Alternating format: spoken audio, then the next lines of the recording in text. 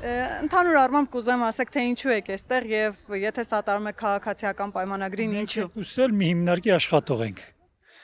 Ուրեմն հենց Փաշինյանն եկավ, իմ աշխատավարձն էլ, այդ մարդի աշխատավարձն էլ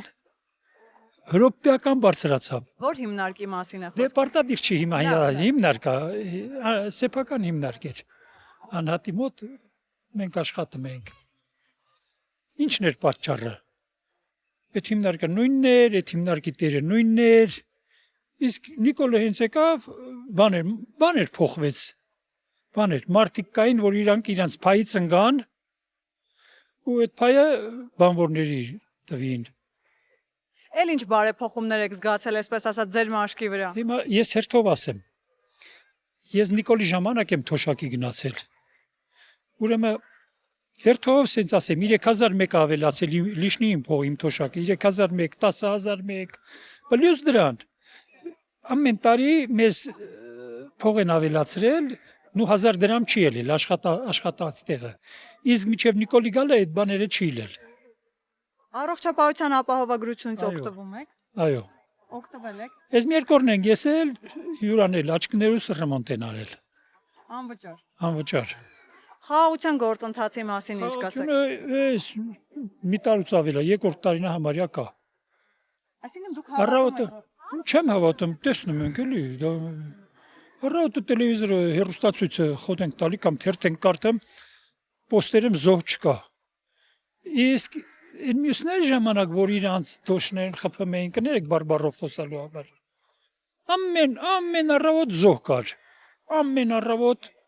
իրիկու զոհ կար։ Իսկ հիմա ասում են մեր ժամանակ խաղաղություն ա ելել։ Ճիշտ է, խաղաղություն կարող ա ելել, ինչի շնորհիվ ա ելել։ Իսկ ինչի՞ Մեր երեխեքի հաշվին է խաղաղությունն ել։ Նրանք սահմանում զոհվել են, դա խաղաղություն ա ելել։ Ռոբերտ Քոչյանի վախտով դա խաղաղություն ա ելել։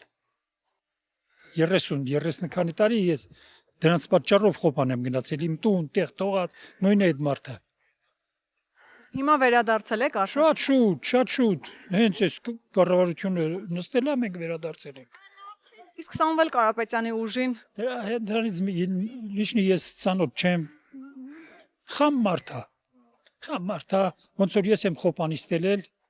ես ինքը շինարար եմ, ավարտած։ Ոչ թե խոպան գնացող, լապատկա քշող եմ, այլ ավարտած ես երկար տարի այնտեղ աշխատել եմ։ Դա էլ իր բիզնեսն է, իր բաներն է ունեցել աշխատել է, մարդը աշխատել է ինքը իր համար։ Հիմա մենք ինչ սպասելիք ունենանք այն մարդի աշխատած փողերից։